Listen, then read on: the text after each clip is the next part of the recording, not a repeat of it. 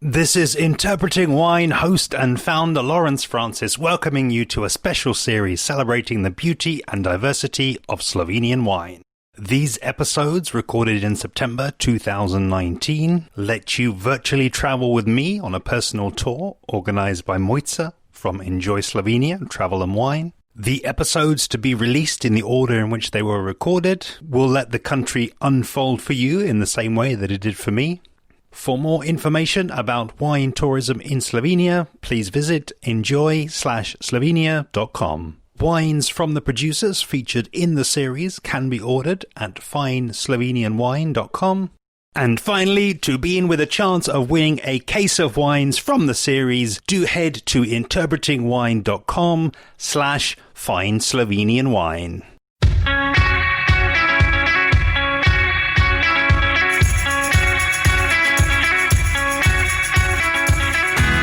Today's episode of the Slovenia Travel and Wine Special features Matej Zaro of Zaro Wines. Perhaps a fitting location to close out this series. Zaro make wine in the Istrian peninsula, located in the far west of Slovenia, close to borders with Italy and Croatia. Even more fittingly, the rain was coming down heavy as we sheltered under an umbrella for Matej to describe the history, landscape and microclimate of his vineyard sites. This informs the house philosophy to grape growing and winemaking, and ultimately this style of the wine in the glass. Leaving our spot in the vineyards, we head to the cellar and taste a trio of barrel samples, before heading to the Manzoli Wine Bar in the center of Isola, where we taste the current vintages of the previously tasted barrel samples, and finish proceedings with a tasting of two reds. And do listen right the way through for details of the Orange Wine Festival that the winery helps to arrange in Vienna. Enjoy! This is a very special microclimate. We are in Isola. The name of this microclimate is Pivol. Okay, this is the ancient Venetian name.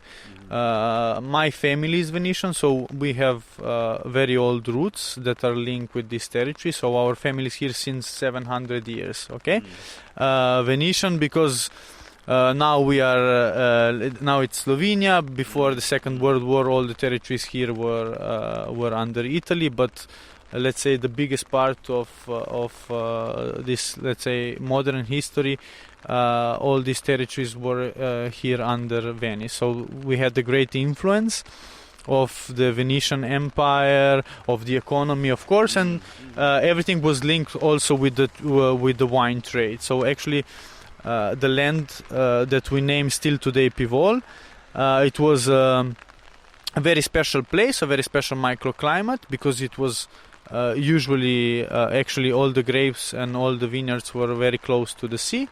That means that it's still classified as today, also right now in Istria, as a very warm microclimate.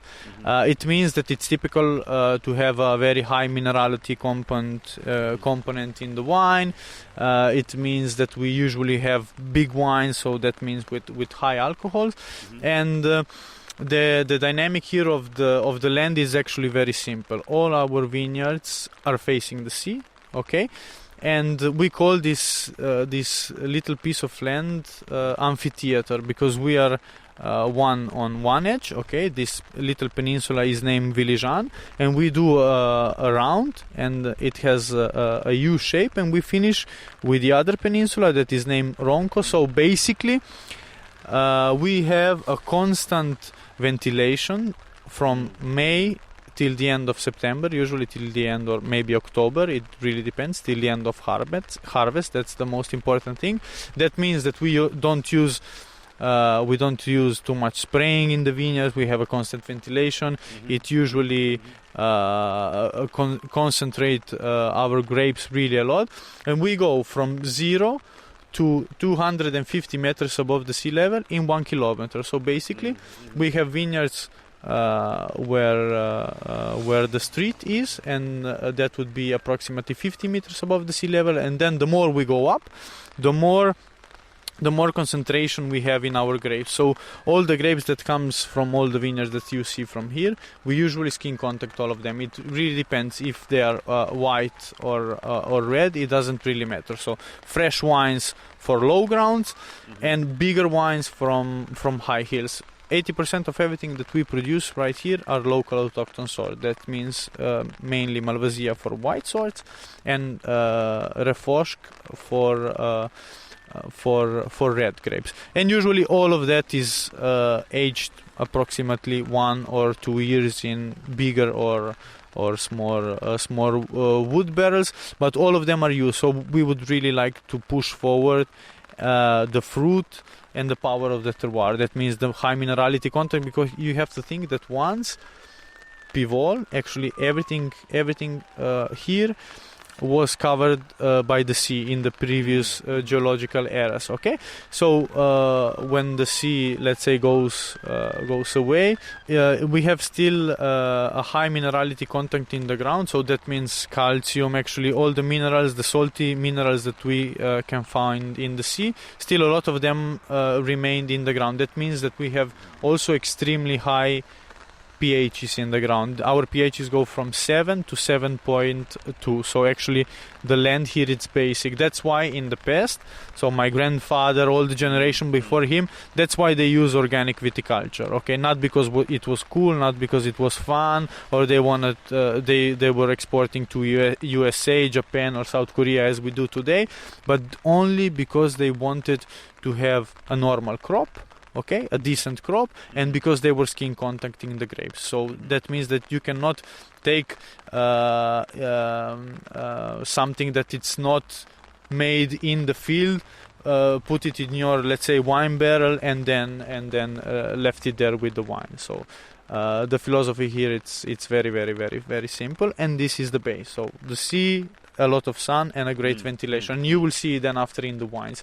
Actually, the red line that will connect the fresh wine to the heavy wines, either white or reds, it doesn't really matter, will be this very high minerality content in them. Yeah. We work on 20 hectares of land, and all of the land that are facing the sea, all of the land that it's work like this on terraces, all of them are ours. We have some very small pieces of land down here in ours. Those are not, but the big cuts in the mountain, let's say this big piece right here, there, the other one here, the other one there, all of them are ours. Okay, and we have a big section also on the other side, but you don't see it because the land goes like this.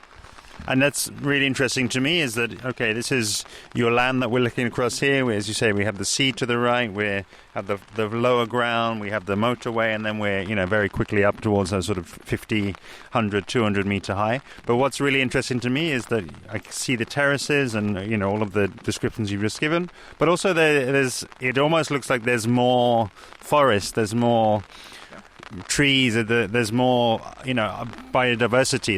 It's not just looking at one landscape and one hillside and seeing only grapes. So what is there other than grapes on this hillside? You describe it very well. So actually the base to start working here in the previous generation, so you have to understand that my father took 2 hectares of land from my grandfather, and in 30 years, so I start actively working with him since 10 years, and in 30 years we have developed let's say the land from 2 hectares to 20 hectares, but we always based ourselves on previous vineyards, okay? And we always work where there were always vines planted, and we use the old philosophy. So what does it mean, the old philosophy? As you said, we have the forest that's almost interacting with our vineyards. That means that we think and we understand and we know that if something is attacking our vines, there must be something that will attack our enemy, because we want to have crop, we want to have grape to produce them. Since we cannot spray, we don't use insecticides or whatever, because we kill the biodiversity, and it works as it works for yourself. So if you would like to, I don't know, be healthy and be in a good shape, and that you could work, I don't know, for 15 hours a day, you should also behave like that. You you should eat good, drink good, behave, do some sports and whatever. As soon as you start taking antibiotics, you have to take them for the rest of your life, because you are killing everything that is bad maybe in your organism, but also a lot of good things. So the same is for the vineyard. So that's why we still keep the biodiversity alive in our vineyards in a natural way. Okay. A question that comes up a lot as well, and a lot of winemakers talk around, is climate change. So I just wonder as well, does the biodiversity, does having the forest there, does that, how does that affect you when the years change in terms of the, hotter, drier, Yes. these types, which I guess is becoming more common? Yes, of course. Everybody, I think, that is affected by that, and I think that maybe in the future our biggest threat will be the lack of water, the lack of rain, but. As we adapt to something, I hope that also our wines will adapt to the changes, and maybe will go down with their roots. I have to be really honest with you. We have seen a lot of changes maybe in the last 2 decades, but so far, let's say that our wines adopted really well to everything that's going on right here. Of course, we had a lot of extremes, but I think that this is something that we have to pay or actually give back to the nature. So actually, we took everything that's possible, and we try to work with that, and we are happy. We are happy to work with something, at least, because there's a lot of people that are not so fortunate all over the world, as we are seeing. Since you were here in the wine cellar, or actually where everything is going on, we will taste something that's fermenting, then we will taste something that is ready to be bottled, and then we will taste something that is in the bottle or actually on the market. Perfect, yeah. Okay, so Izvoli. This is our fresh Malvasia, okay? And it's coming from, as I said before, when we were up on the hill, from our low grounds, let's say, okay? So that should be our freshest wine, or actually the first one that's coming out from our wine cellar, okay? So this will be the first one on the market. If everything goes well, will be bottled with the first moon of March, let's say, something like that, okay? It's still in fermentation. And it's, let's say, we understand this one as a classical, or actually as a fresh presentation, of course, and it's going out with a screw cap, okay? And still, the base is still the same, organic grapes, only inox fermentation. After the fermentation, we keep the wine on raw lees for usually, it really depends, but usually for 90 days. So we earn here the middle palate, the softiness, and really the minerality. You will see it already right now. It tastes really salty, even if it has still residual sugar, because the fermentation is still going on. Okay, and presume it's natural yeasts? Yeah, we prepare a pied de cuve, or actually a base, a fermentation base, and then with this fermentation base we ferment everything that is coming on. So we have always something that is fermenting really strong, something that is going, let's say, that is on half fermentation, and something that is ending the fermentation. So we can help ourselves if something maybe will go wrong or cannot end the fermentation and something like that. But usually we want to prepare everything, and we want to have a selection, of course, of our yeasts that are coming from the vineyard. So we do a very specific selection with that, and then we ferment everything. Okay, and then, as you said before, we're now sort of lower down on the hill, as we were just looking at, yes, sort of closer to the sea. This is the lowest. This is the lowest spot. Or actually the. Basically, we are dividing everything on altitude. The reason it's very simple, because we want to produce a fresh wine. So the more, if we are lower, we have richer grounds. Why? Because, of course, because of the gravity, the water is taking the sediments down to the hill.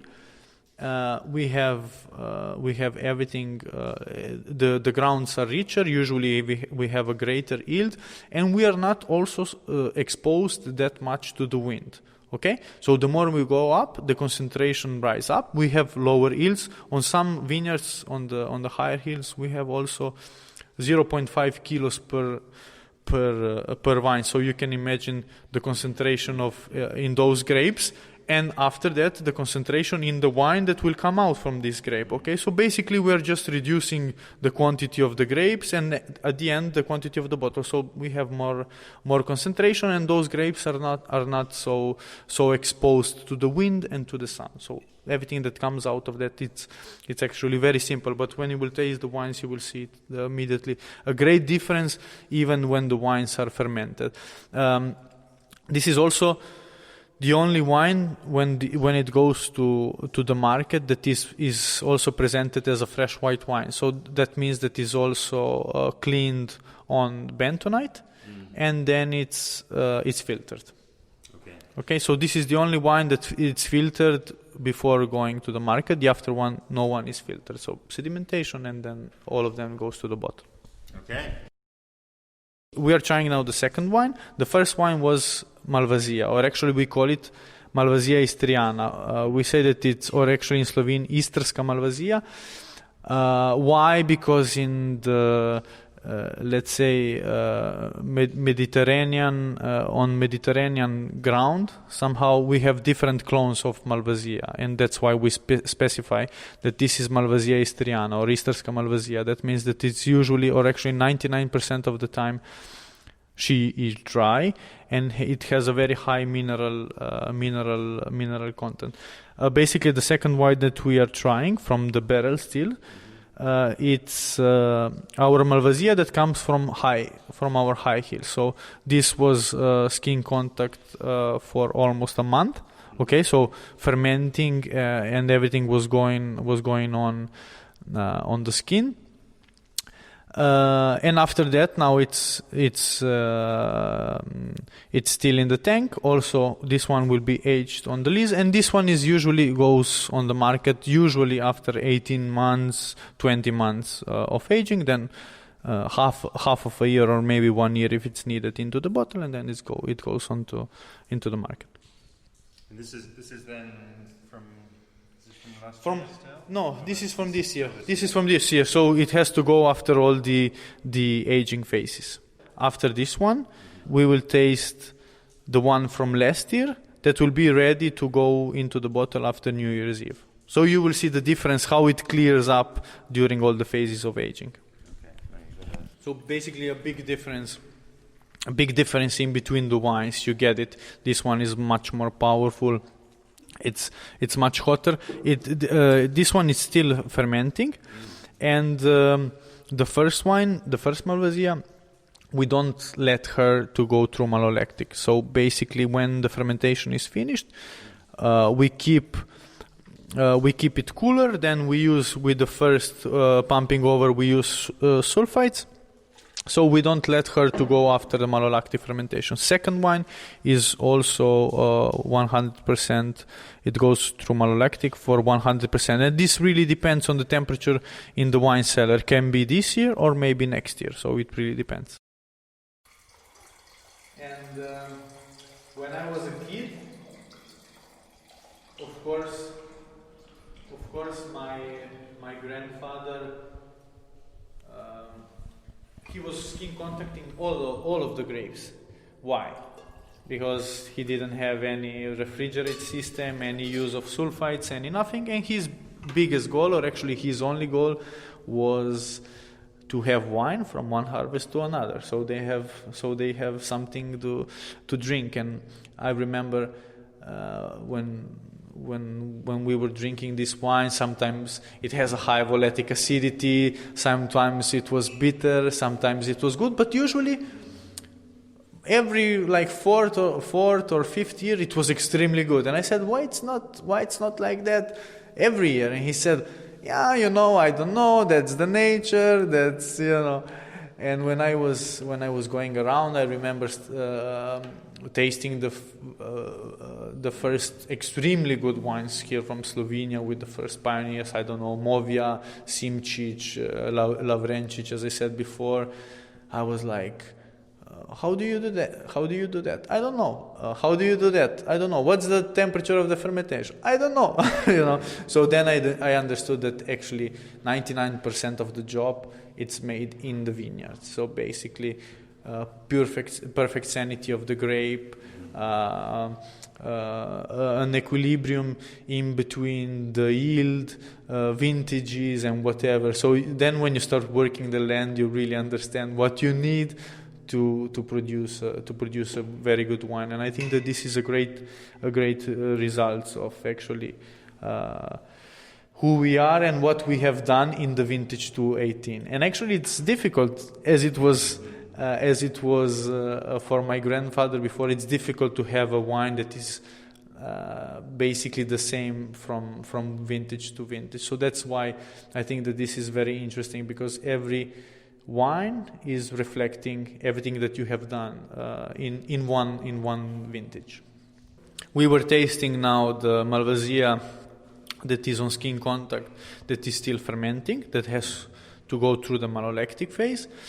And then, of course, through aging on the lees and everything, this wine is ready.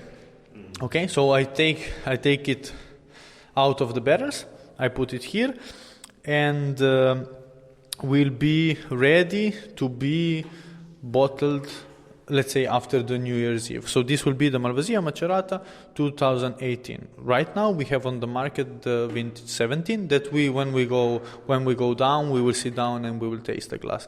And you will see there is actually a very they are almost very close. So high minerality content, driven a lot, let's say, by the fruit, by the heavy fruits. So it means honey notes, apricots, camomilla, yellow flowers. And then the aftertaste, here you have at the end a very interesting, you will see it also in our fresh wines, a very interesting minerality note that always close your mouth, let's say, at the end. So our wines will never result fresh or actually overly acidic, but always very salty on the taste. That's very interesting. We're making a link now. So we've just come from the winery where we've been tasting everything out of the barrel, and loving the descriptions that you've been giving of all of the philosophy and the wines at their different stages. So we've gone from the terroir to the winery, and now we're in the center. We're in a bar in the center. So maybe before we now taste something that's coming from the bottle, give us now the visual. Where are we now sitting, and what's the bit of the story of this place? So basically, we are trying to reproduce as a winemaker, as an old family here from Isola.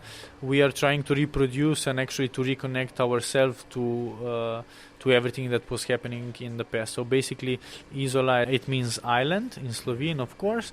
So basically, all the local people and viticulture especially, they used to live in the old city center, and they used to work in the fields right behind. So basically, as you saw, we need 2 minutes to go through from the vineyard to the old city center, and they used to work in the vineyards right behind. Still, all of them facing the sea, as you saw before, and they used to live and spend the night in the city center, because they have their houses, their apartments right here, because they were protected by the walls of the city. Of course, the walls are not existing anymore, so of course we have some rest, but we are reproducing the same. So actually we have a place that is named Manzoli Wine Bar and Shop.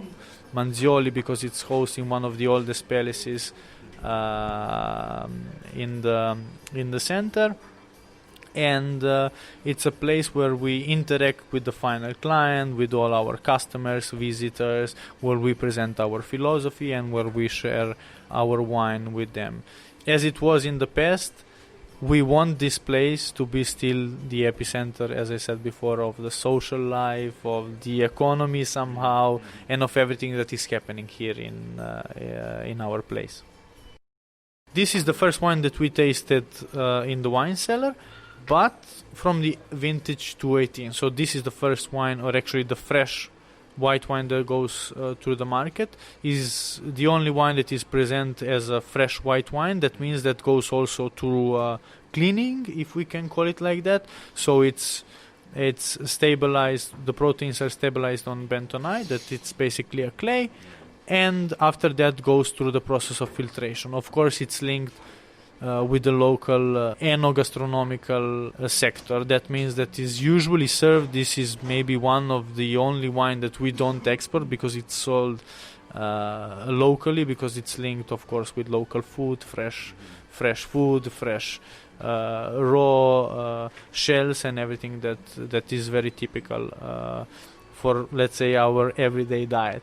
Okay, so that's why it's presented like that. This is the second one that we tried. So actually, but this is the current vintage, is actually what we have on the market. So this is the 17, and this is our macerated or skin contact Malvasia, or we call it just Malvasia macerata, and that's coming from our high vineyard. So basically, we taste both. So the one that is still fermenting on the skin in the wine cellar from this year, then we taste in the 18 that is ready to go in the bottle. This is the 17 that is already in the bottle. This one was, so it comes from our higher vineyards, approximately 200 meters above the sea level, and it was on skin contact for 1 month, and after that aging as we saw it in the wine cellar, and after that bottle. I love the progression here. You know, I'd say we've been to the terroir, we've been to the cellar, we've been to the bar, and the sun, and then there's several other steps, but one other step that I'd like to ask you about is the wine fairs, and I believe specifically orange wine fairs. Yeah. So actually we have the fortune to connect ourselves in almost 10 years from now with two very nice partners. One is Boris Novak, and the other one is Sasha Dravinets, and we started with them years ago a very nice story that was named and still is Orange Wine Festival. So basically, the Orange Wine Festival, it's a festival where we reconnect with producers like us that usually, or actually, that they skin contact all the white grapes and represent them in different shades. But they especially represent their philosophy, their terroir, and everything that they can get from vintage to vintage. Of course, it's an international wine fair. Today, already very well known on a global scale. We have here approximately 70 producers from this micro area or micro region. That means Slovenia, Croatia, Italy, Austria, and of course a lot of other producers from Georgia, Spain, and from different other countries. And basically what connects us is the love for the land, organic production, and skin contacting of the white grapes. It's presented once per year here in Isola, basically on this square where we are right now. We have also several gastronomical producers, of course, and it's presented also once per year in Vienna. And right now, actually, the next month we will have the Vienna edition, so the 28th of October we will be in Vienna, in center, actually in Museums Quartier. We are moving to Refosk right now. Typical local red wine variety. Actually, it's also the one that is the biggest representative of our red grapes. Then we have beside Refosk, then we have just a little part of Merlot and a little part of Cab. And basically they are planted in one vineyard, and we will see it in the next wine that I inherited from my grandfather, because in the past, if you wanted to be perceived as a professional winemaker, you should have, or actually you must have, international varieties, French varieties. So that means Merlot and Cab, because everybody had Refourche, because of course it was a local autochthon variety, and he had difficulties to sell it as Refourche. So he decided to replant just a little part of one vineyard, a Morer vineyard. The name we will taste then after Grand Morer. He decided to replant a place vineyard, but he left more than 50% of Refourche, and then he added just a little bit of Merlot and Cab, and he was selling the wine with Refourche inside, of course, with more than 50%, as Cabernet Sauvignon, because Refourche was not selling. But now, thank God, we still own this vineyard, and we are more than happy to present it as Refourche, more than proud to sell it as Refourche, because it's you will see it. It's full bodied. It has a very nice minerality. It's really put forward by the fruitiness, the extract. Actually, this is an easier representation, but still with a high extract, 15 degrees, or actually volume of alcohol. So it's a heavy red wine. This is a vintage 2016.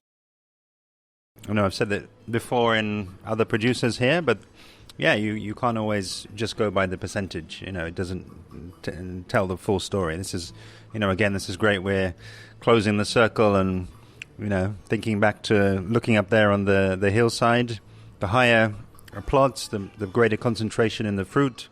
So it does have a lot of power, and you can really see that. I think it looks like a serious, it's quite a brooding looking, it's powerful looking.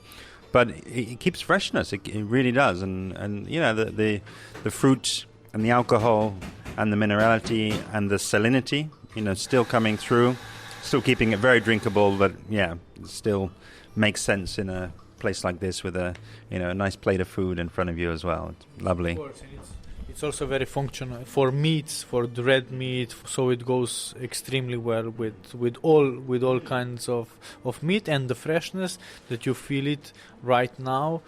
And this is still a very young wine, but will be like that also during the ages. So this freshness will keep him alive. The alcohol content will be preservant, so actually just a little bit of sulfur was added here, because there was no need to add anything more. So those bottles goes out with 20 milligrams, 30 milligrams of total sulfites when it goes out, and this is it. So no kind of filtration. It has a great potential for aging, and it's also, as you said before, but also from a healthy standpoint, you have a lot of anthocyans, you have resveratrol, and look at my hands. This is this is from the grapes in the vineyard. This is not from the wine. I never put my hand into the wine, so it's very rich, also of color, and that's why so dense. And this wine will be alive in the next 10 or 20 years with no problem.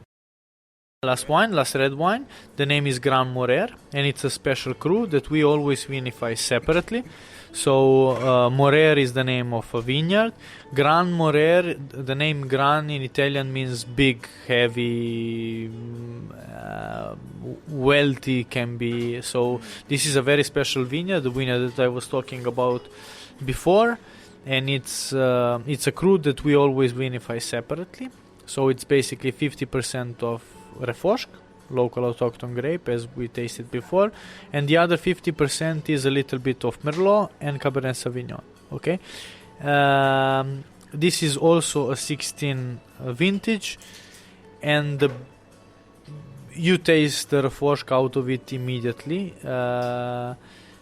And it's also driven by the concentration of the fruit, the extract. This one also here has a very important and a big base. This one also has like 16% of alcohol, but at the end you won't feel it because it's very harmonious. This is really a big red wine. Thank you so much, Matej. Such a fascinating tour, getting a real deep dive into the culture of the winery. And fantastic that you have a place in the centre of town to share your wines, knowledge and enthusiasm with the people. These wines are available in the UK from past Interpreting Wine guests, Riding Wine Co. This being the 10th and final episode of the series, it's only left for me to say a huge thank you to all of the participating wineries. I feel like I had a true Slovenian welcome at every stop, and it's my absolute pleasure to be able to transmit your words and your enthusiasm out there into the world. And finally, a huge thank you to you, Mojca, for your expert organisation and driving, crisscrossing this tiny nation as we did for 4 days and 3 nights. Meant that I got a true sense of its diversity and character, which is of course now transmitted out into the world through this series. The story doesn't end there though, so do be sure to get involved with the special prize draw that Mojca is running for all of my listeners. Head over to interpretingwine.com/fineslovenianwine to enter a draw to win 6 products from the series and to be kept updated of all things Slovenian wine. In the description of all of the episodes of the series, you can also find the websites for Mojca's 2 companies, Enjoy Slovenia for all things travel, and Fine Slovenian Wines, a web shop featuring wines from many of the producers featured in the series. And if you're listening and would like to know more about potentially sponsoring your own series on Interpreting Wine, or to subscribe, head to interpretingwine.com. See you next time.